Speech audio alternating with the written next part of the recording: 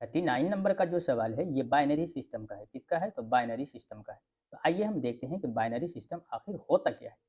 तो देखो यहाँ से हम इतने तो हमारे पास समय नहीं है कि जिससे कि हम इसको पूरी तरीक़ा से डिटेल में पढ़ें। तो आइए हम इसको ट्रिकली माध्यम से हम कर देते हैं। 1 सेकंड लगेगा, आप इसे निकाल लो।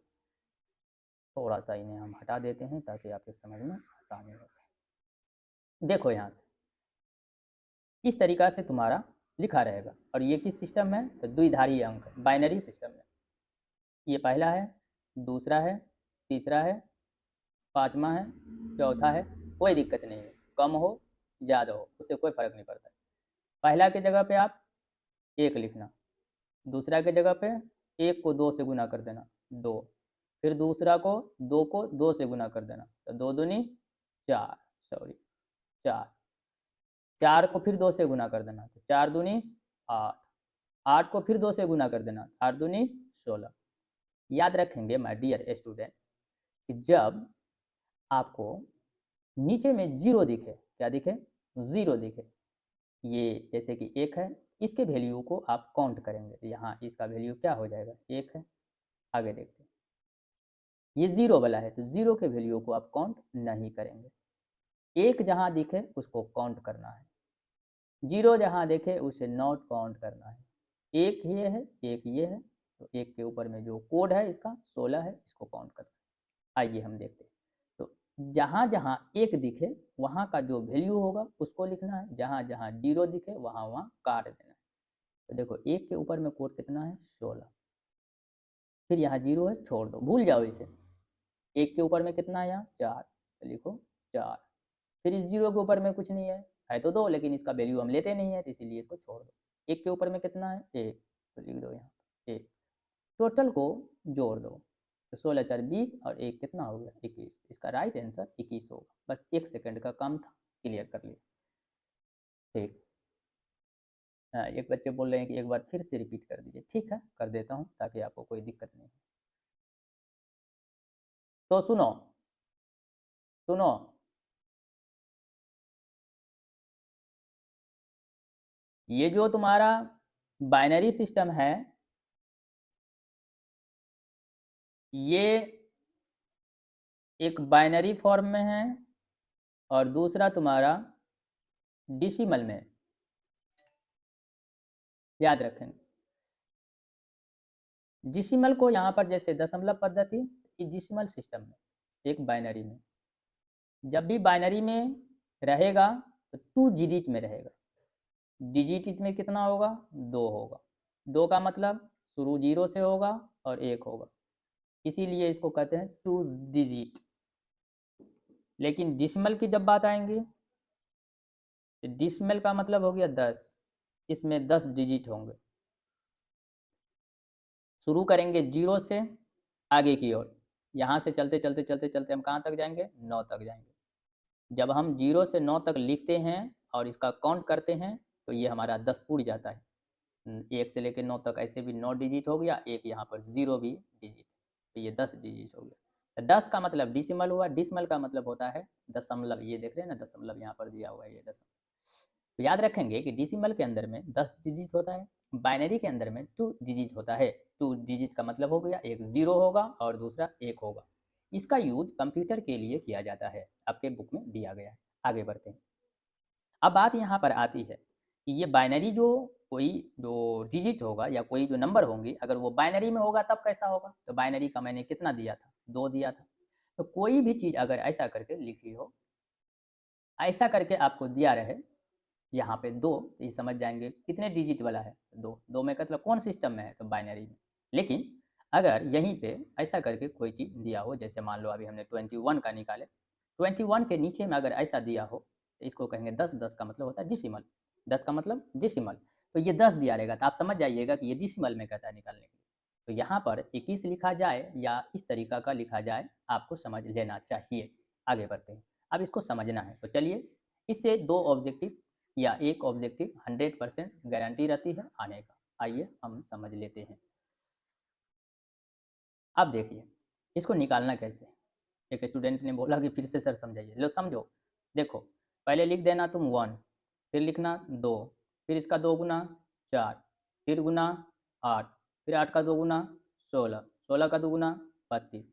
ऐसे कर करके करते करते आप जहाँ तक चाहो वहाँ तक लिख सकते हो।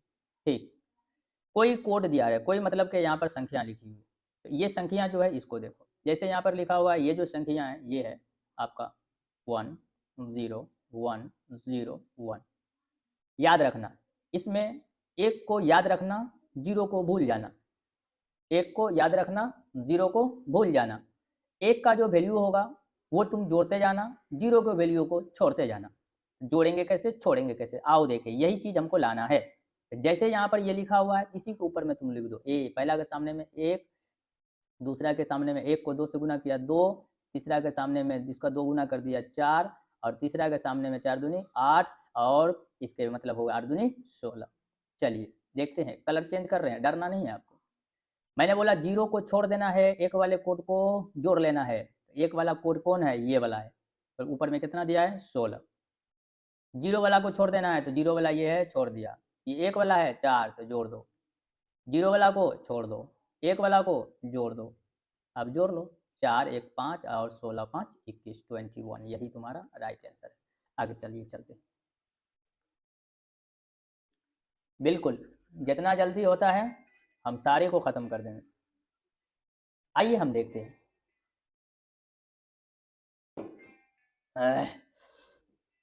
अब है अगला सवाल हमारा 40 नंबर में क्या कहता है उसको समझिए कि रेडियो एवं टेलीविजन प्रसारण में सूचना संकेत का रूप होता है। याद रखेंगे माय डियर स्टूडेंट, सिग्नल की जहां तक बात आती है, सिग्नल, जो सिग्नल की बात आती है तो उसमें दो तरह पढ़े थे, एक एनालॉग सिग्नल पढ़े थे, एक हम डिजिटल सिग्नल पढ़े थे। एनालॉग सिग्नल जो होती है ये हमारा रेडियो के लिए, टेलीविजन के लिए यूज किया जाता है, टेलीविजन के लिए यूज किया जाता है। और जो तुम्हारा डिजिटल सिग्नल है, ये डिजिटल सिग्नल का यूज हम जो अभी एंड गेट और गेट जो हम पढ़े थे, नॉट गेट, ये सब सारी चीज के लिए किया जाता है। तो माय डियर स्टूडेंट, आपको हमेशा ध्यान रखना है कि ये जो प्रसार है, रेडियो का प्रसारण, टेलीविजन में किस तरह का सूचना देने के संकेत में किस सिग्नल का यूज किया जाता है, तो एनालॉग सिग्नल का यूज किया जाता है। चलिए अगला सवाल देखिए। अगला सवाल कहता है, थोड़ा सा इसे हम हटा देते हैं।